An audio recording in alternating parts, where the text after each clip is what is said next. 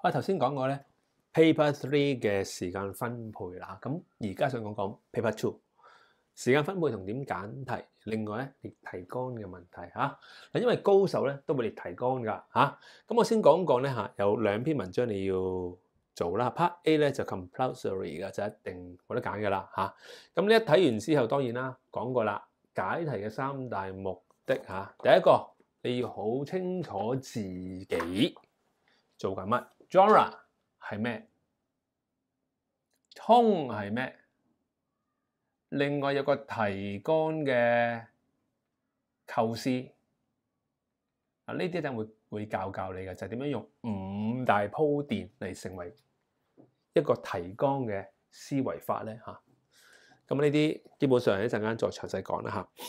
咁呢啲一定要噶啦，講過啦，之前都嚇3冇清楚目的。好，另外咧就係 Part B 就8選1，都幾頭痕嘅，因為咧太多選擇啦，太多選擇都係一個問題嚟噶嚇。咁樣點選咧嚇？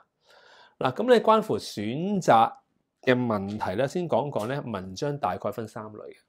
議論、説明、描寫就講晒㗎啦嚇。嗱，咁故事咧嚇，故事都屬於描寫文嚟嘅。OK 得唔得？不過係描述過去嘅時地人發生咩事啫，得唔得？好啦，而呢3類嘅文章咧，又唔係話咁 clear cut 嘅。點解咧？有時係夾議夾説㗎，即係有議論有説明，或者係夾説夾描啊都得。説明裏面有描述啲嘢嚇，咁呢3個都會混嘅。當然有個會以一個為主體啦。咁但係咧，我會覺得咧嚇喺3類文章裏面比較困難，除非你真係好想寫 story，咁啊你有個足夠準備咧，否則嘅話咧，描寫文我哋係唔認同，即係唔係覺得係最好嘅，因為咧以本地生嗰度望咧，嗱舉個例子嚟話，佢要求你某個節日喺街上面發生嘅情況咧，真係好難寫嘅，我真係覺得嚇。你唔好話英文啦，中文都難寫啦。另外咧就可能就係要求你就係描寫一下啲外國遊客嚟到香港嘅生活狀況咁樣，咁都真係幾難寫嘅，講真嚇。咁變咗咧，中文都覺得難啊，何況英文嚇。OK， 所以咧相對容易就係議論文同埋説明文，而呢2種文咧其實都係不外乎5大鋪墊嘅啫嚇。咁變咗咧，大家咧即係有信心咯，容易預備咯嚇。OK， 好啦，咁另外咧講 tone 方面咧嚇，如果嗰條題目係擺到明係 friendly tone 嘅，我自己就唔會揀嘅嚇。亦都認為本地生最好唔好揀啦，除非你喺外國真係生活過啦嚇。因為你諗下啦，咩叫 friendly tone 啊？即係為同外國人傾偈。口頭講嘅英文，例如話 Hi dude 啊、awesome 啊，得唔得啊？呢啲你都唔會點用噶啦。我哋平時講咩啊？Hello my friend ，it's wonderful，唔會講 awesome 噶嘛，係咪？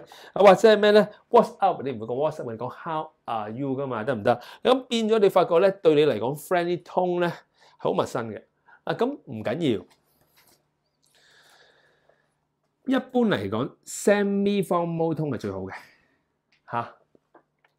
咁 formal 都應該接受得到嘅嚇，通常就 formal 傾向少少 semi-formal tone，呢個都係最易攞高分嘅地方啊。點解咧？因為 formal 同 semi-formal tone 咧，佢可以容許你有 complex sentence， 即係話咧3大家族主句 definer、modifier 3個家族混合出嚟嘅長句咧，都可以喺呢個 tone 裡面表達出嚟。相對 friendly 咧，主要以短句為主嚇，咁變咗咧。嗱，如果以本地生嚟講咧，我嘅建議就係大家開始明啦，議論説明文或者係 formal 到 semi-formal 嘅題目咧，係最容易合格同埋攞高分嘅。好啦，睇 Part A 嘅45分鐘，要求你以8個 words 以上嘅 compulsory question 啦，一開波5分鐘要 read question 啦，留意下唔好慳。即係話我2-3分鐘都睇完啦咁樣，唔係睇多幾次，因為咧如果你離題好大鑊嘅嚇，同埋咧記得我所講嘅，你讀問題嘅過程當中，你一定要睇到個 genre 啦、tone 啦，當然就係提綱嘅大概啦，你個腦裡面要有先啦，得唔得啊？咁呢3個咧已經講到太沉啦嚇，因為重要嘅事需要重複，得唔得？read question 5分鐘，唔該，唔好覺得我3分鐘就搞掂㗎啦，唔好睇清楚 ，OK 得唔得？好啦，5分鐘完結之後咧，就開始真係列提綱啦嚇。咁你提綱咧，留意啦，就係 introduction 同 conclusion 有佢自己嘅固定嘅寫法嘅。我喺5大鋪墊嘅時候一陣會講嚇。不過咧，包括 body 嗰部分嚇，即係話 intro 同 conclude 嘅中間，即係嗰個 body 嗰部分咧，你諗3點都 OK 㗎啦。咁如果你諗4點都好嘅，又唔好諗5、6點咁多啦嚇。3到4點都 OK。如果去到5點都接受嚇，最多都係5點嘅啫嚇。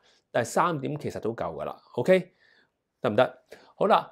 咁咧就因為你200個 words 啦，留意話200個 words 好多高分嘅考生咧，因為佢寫得快啊，行雲流水咧300字都有可能㗎。咁唔緊要嘅，總之唔好少200字。如果你本身係有料嘅話咧，行雲流水嘅話，去到300字係鼓勵添㗎嚇。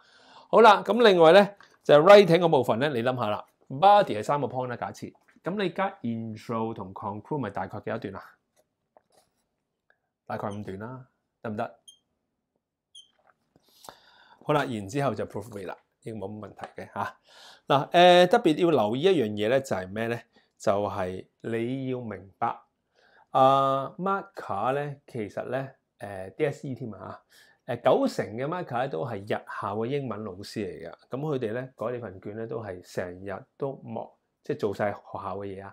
大概放學之後先至改你份卷嘅，仲唔單止改你一篇卷，仲有好多卷噶嘛。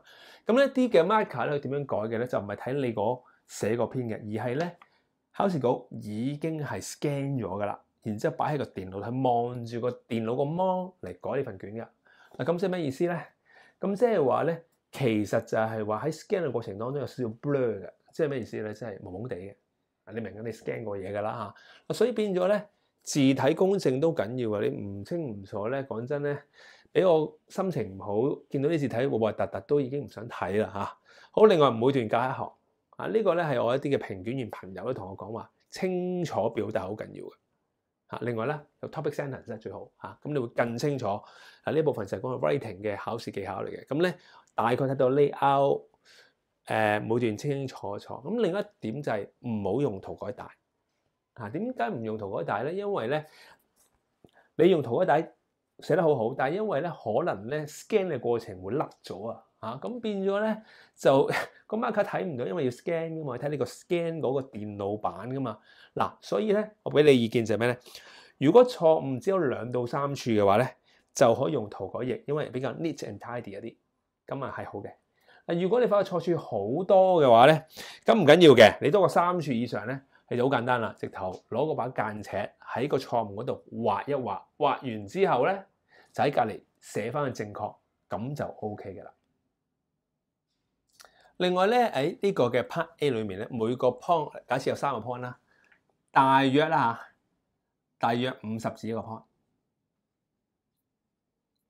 大約啦嚇。咁因為你仲要諗埋有 intro 同 conclude 咯嚇。好啦，完咗 Part A 啦，45分鐘完成，咁就去到 Part B 啦。咁第一部分你就要揀一條題目嘅，咁啊5分鐘可能唔夠噶，咁可以 overrun 係接受嘅，因為你會見到咧proofread 如果你快揀就 proofread 會長少少時間啦。如果你揀得慢嘅話咧，咁你要有心理準備啦 proofread 就唔會咁多時間俾 proofread 嘅啦，得唔得？呢個可以互換嘅。咁當然啦，我哋意見就係盡量5分鐘內就揀到啦。仲要揀完之後仲可以解埋題嚇，咁因為我都講過俾你知啦，基本上對我嚟講咧，描寫文我一見到我都唔會點睇嘅嚇。咁喺8揀1嘅過程當中咧，我揾翻議論説明係最易寫嘅。OK， 好啦，然之後咧就開波啦嚇，列提綱嚇一樣嘅啫嚇。咁一都係3個 points 喎，不過咧由於佢係大概400字以上啦，咁每個 point 大概80字嚇。大概啫嚇，都係 suggested 嘅啫嚇。咁一樣咧會有 intro 同 conclude 嘅嚇。咁啊當然啦，其實咧一啲攞高分嘅同學咧，好多時候去到600字嘅，亦都可以咁講啦。你本身係行雲流水式嘅，就可以去到16、8字係冇問題嘅，字數都係可以㗎嚇。如果你本身要攞高 grade 嘅話嚇，高 level 嘅話嚇。好啦，咁啊，另外咧就係關乎佢點樣俾分啊 marker，咁啊，亦都係啦，都係以你 general impression 嘅嚇，因為咧佢就唔會有扣分制嘅 marking 嚇。咁啊點樣咧？就係3個部分啦。睇完之後 ，content 7分 ，language 7分，另外 organisation 7分。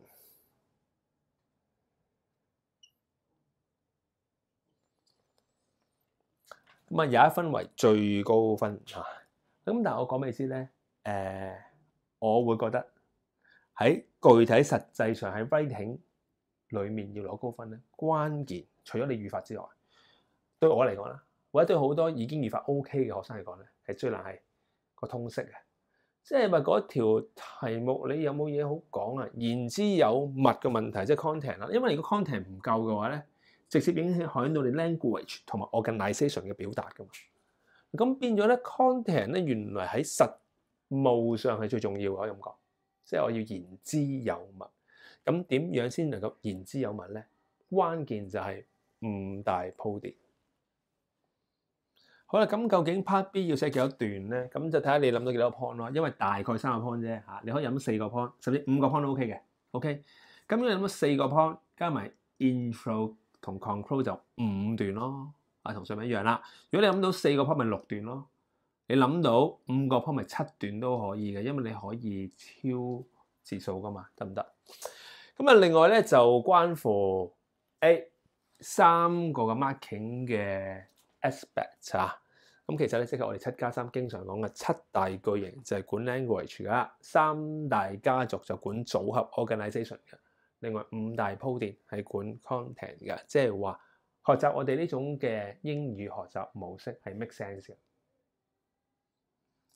5大鋪墊提綱思維法，管理嘅內容，幫助你嘅 writing 行雲流水。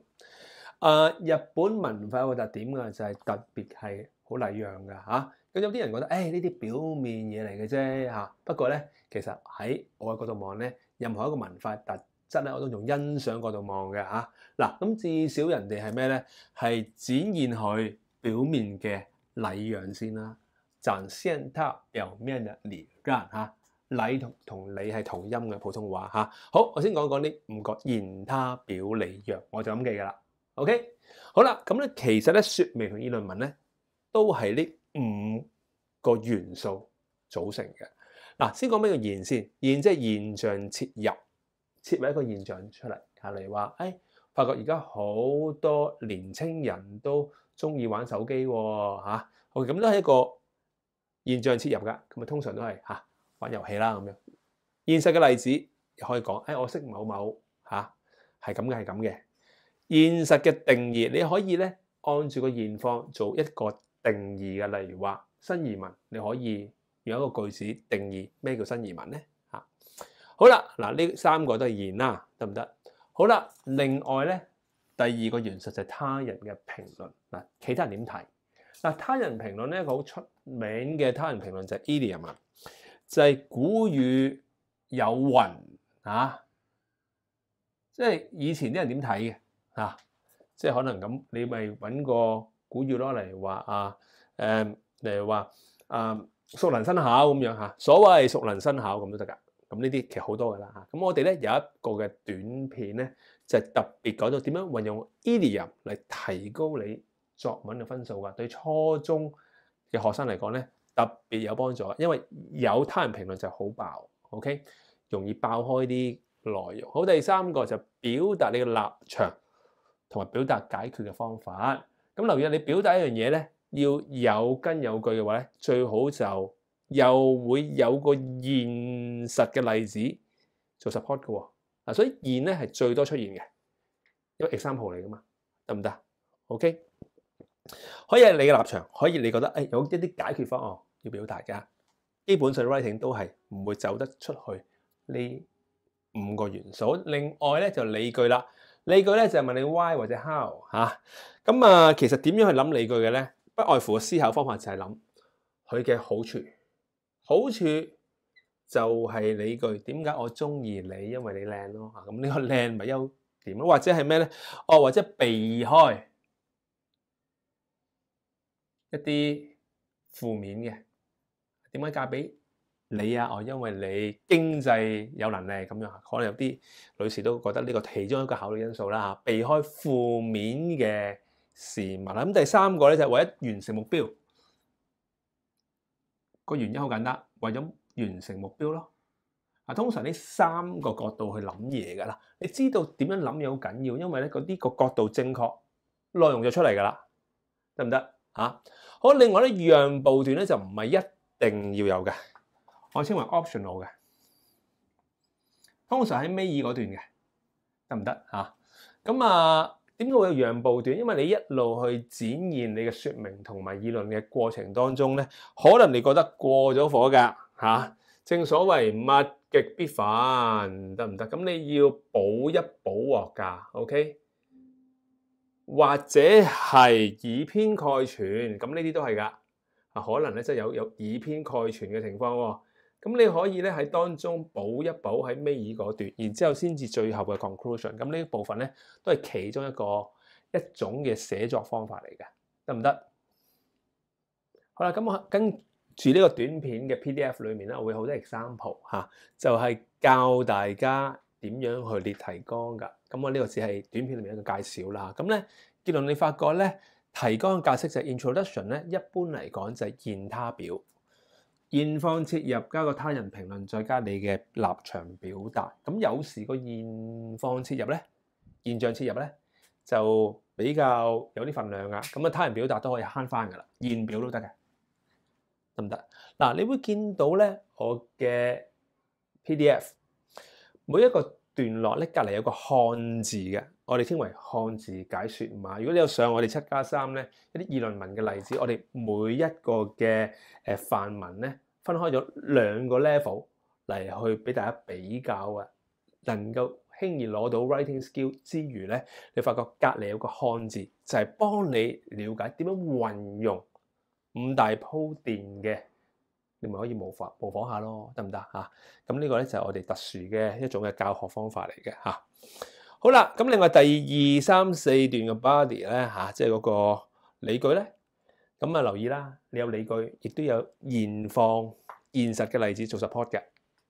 OK，咁你會見到咧，我哋嘅一啲嘅 suggested answer，我哋嘅範文裏面都有呢啲咁嘅漢字碼㗎啦嚇，所以一睇又好容易明嘅。你學7+3嘅嘢，全部有系統嘅。好，第5段啦 ，optional 讓步段嚇，我假設有6段啦，尾二嗰段係讓步㗎嘛，可以唔寫嘅。